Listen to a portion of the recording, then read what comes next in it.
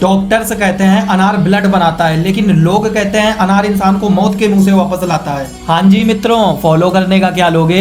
शुरू करते हैं एक लंबी यात्रा से। आज से लगभग 5000 साल पहले जब सभ्यताएं बनना स्टार्ट हो रही थी, उस समय ईरान और ईरान के आसपास के क्षेत्रों में एक अजीब सा मीठा लाल दानों वाला फ्रूट जंगलों में नेचुरली उगता था। ये क्षेत्र तुर्की से लेकर अफगानिस्तान तक फैला हुआ था और यहीं से अनार की खेती पूरे एशिया में फैल गई। अब आते हैं प्राचीन इजिप्ट यानी मिस्र पर, जहां इजिप्टियन के कब्रिस्तान पर अनार रखते थे। इजिप्टियन को लगता था ये फ्रूट अनंत जीवन और समृद्धि देता है। मिस्र की कला आकृति यानी इजिप्टियन आर्ट में हमें अनार देखने को मिलता है। इससे आप अंदाजा लगा सकते हैं कि अनार कितना इंपॉर्टेंट था उनके लिए। और ग्रीक पुराण कथा में तो अनार की एक पूरी स्टोरी लिखी हुई है, मैं थोड़ी सी शॉर्ट में बता देता हूँ। पाताल लोक के देवता हेडीज ने परसेफोन, जो डेमेटर की बेटी थी, उनका अपहरण कर लिया था और पाताल लोक ले गए थे। परसेफोन को अपनी पत्नी बनाने के लिए देवता हेडीज ने यह काम किया था और पाताल लोक में परसेफोन को उन्होंने अनार के दाने खिलाए थे। इसलिए ग्रीक्स इसे मृत्यु का फल भी बोलते थे। अब बात करते हैं ये शाही फल अनार इंडिया में कैसे आया। इतिहासकारों का कहना है कि अनार पर्शियन और भूमध्य सागरीय व्यापार मार्गों से इंडिया में आया पहली सदी में, और संस्कृत भाषा में अनार को दाडिम और दाडिमा नाम दिया गया है।